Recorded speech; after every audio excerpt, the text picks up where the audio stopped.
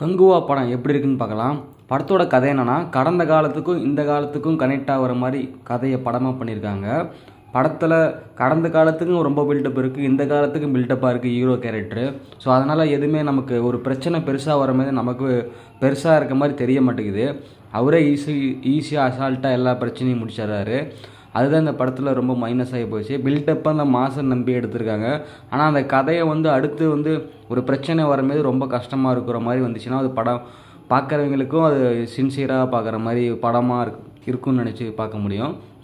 ஆனால் இதில் ஈஸியாக அசால்ட்டாக நடிச்சிடுறாங்க. கதை ரொம்ப பெருசாலாம் இல்லை, எல்லாமே அசால்ட்டாக ஹேண்டில் பண்ண மாதிரியே இருக்குது கதை டைரக்ஷன் பொறுத்தவரையிலும். ஸோ அதனால தான் அந்த படம் இந்த மாதிரி ரொம்ப சுமாரோட மோசமான நிலைமைக்கு இந்த படம் வந்திருக்கு.